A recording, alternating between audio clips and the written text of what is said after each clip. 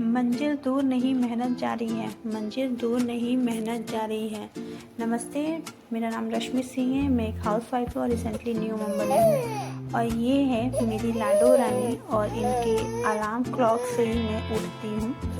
ये हमेशा रोज़ सुबह 3 बजे उठ जाती हैं अपनी मम्मा को पढ़ाने के लिए कि मम्मा उठ जाओ, अब तुमको पढ़ना है।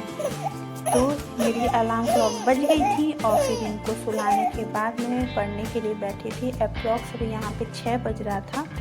तो मैं आज का मेरा जो टॉपिक था वो था वर्णमाला। आपको लग रहा होगा कि ये जो वर्णमाला है बहुत छोटा टॉपिक है और ये हम लोग बचपन से पढ़ते आ रहे हैं, पर जब एग्ज़ाम हॉल में बैठते हैं ना तो बहुत ज़्यादा कन्फ्यूज़न हो जाता है कि अल्पप्राण क्या होता है, महाप्राण क्या होता है, सघोष सघोष व्यंजन स्वर्ण लोग इतने सारे चीज़ें, तो उसमें कन्फ्यूज़न हो जाता है। तो हमेशा इसका रिवीजन करते रहना चाहिए, नहीं तो एंड टाइम पे ना बहुत ज़्यादा प्रॉब्लम हो जाती है कि समझ में नहीं आता है कि कौन किस में था, कि जो स्वर होते हैं वो सघोष होते हैं कि अघोष होते हैं कि अल्पप्राण होते हैं। तो इस वजह से हमेशा देखते रहना चाहिए, छोटे छोटे पॉइंट भी बहुत नंबर लेकर आते हैं।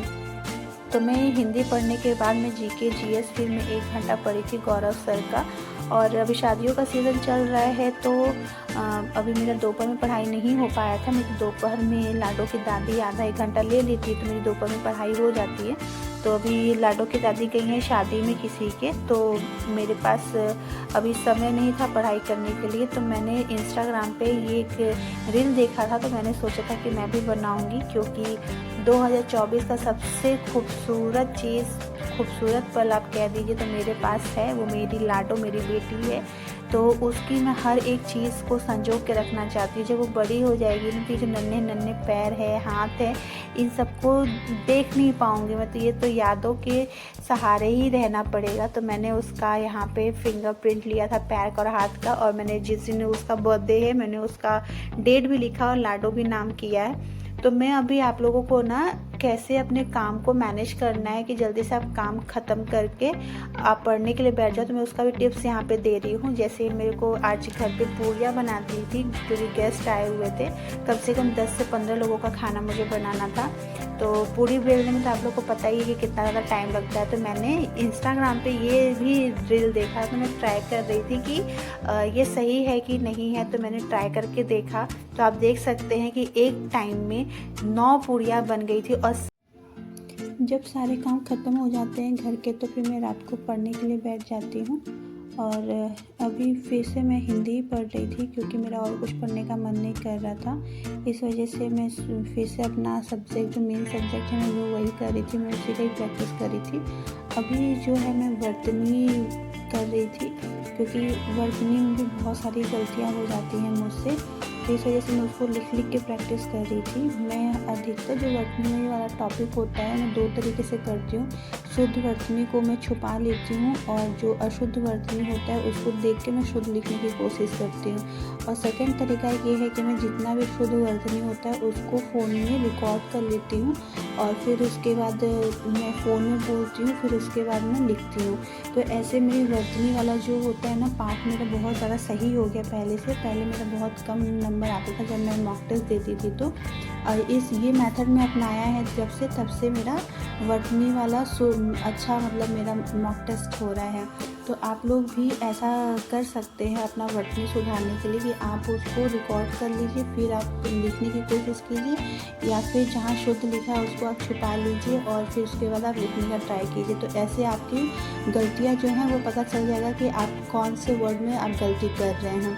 फिर इसके बाद जब मैं सारे लिख ली थी तो फिर मैं चेक कर रही थी कि कौन कौन सा मेरा जो वर्ड्स है वो गलत है। फिर उसके बाद मैं अपना मॉक टेस्ट देने के लिए बैठ गई थी। सोने से पहले मैं 1 या 2 मॉक टेस्ट ज़रूर देती हूँ, उससे मेरा प्रैक्टिस बना रहता है। क्योंकि एग्ज़ाम हॉल में हम लोग जब 3 4 5 ऑप्शंस देखते हैं तो वो हमेशा माइंड में ना वो रहता है कि ए सही होगा कि बी सही होगा कि डी सही होगा, तो उसमें कन्फ्यूज़न रहता है। और जब मॉक टेस्ट भी देते हैं तो यही हाल होता है, मॉक टेस्ट देने में भी कभी लगता है कि ये सही कभी बी सही है। तो ऐसे प्रैक्टिस बना रहता है कि आप एग्ज़ाम हॉल में हड़बड़ाते नहीं हैं, बहुत शांति मन से आप उसको सॉल्व करते हैं। तो मैं यहाँ पे टेस्ट दे रही थी, मैंने वर्तनी के बाद संधि पढ़ा था तो संधि का ही मैं टेस्ट दे दे रही थी, तो अभी आप देखिएगा कि मेरा कितना नंबर आया है।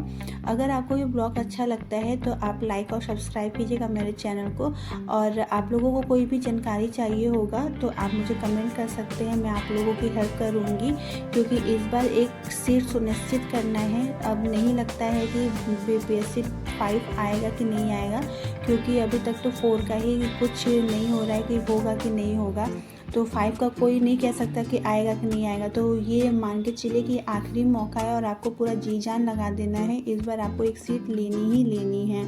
तो इस वजह से आप जितना पढ़ सकते हैं आप लोग पढ़िए। तो ये था मेरा मॉक टेस्ट जो मैं दे रही हूँ, और बहुत ज़्यादा कंफ्यूजिंग हो रहा था कि A होगा कि B होगा कि C होगा, पर मैं अपना देख रही थी कि मैं कितना अच्छा सही कर पा रही हूँ। ये जो ऐप है वो टेक्स्ट बुक का है, इसको मैंने परचेज़ किया है, और यहाँ पे बहुत सारे क्वेश्चंस हैं। तो आप ये नहीं कि एक ख़त्म हो गया तो आपको नहीं मिलेगा, आपके पास बहुत सारे, मतलब इसमें 200, 300, 500 तक क्वेश्चंस रहते हैं, और ये सब के सब ना PYQ क्वेश्चंस हैं। आपको सब यहाँ पे देखने को मिलेगा, व्याकरण भी, ग्रामर भी, अपठित गद्यांश भी, सब आपको यहाँ पे मिलेगा। तो आप लोग भी टेक्स्ट बुक से ज़रूर दिया कीजिए मॉक टेस्ट। इससे आपका जो है ना पता चलता है कि आपने कितना पढ़ाई किया है, आपको कितना समझ में आया और आपका कितना नंबर आ रहा था। आप अपनी गलतियों को सुधार सकते हैं। तो एग्ज़ाम हॉल में गलती करने से अच्छा है कि आप अपना मॉक टेस्ट देते हुए अपना एनालिसिस कीजिए, और जहाँ गलती हो रहा है उसको सही करने की कोशिश कीजिए। तो यहाँ पे मैं अपना मॉक टेस्ट दे रही हूँ जो रोज़ देती रहती हूँ। अब मैंने यहाँ पे अपना पेपर सबमिट कर दिया है, तो ये 20 नंबर का था, जिसमें से मेरे 12 नंबर आए हैं।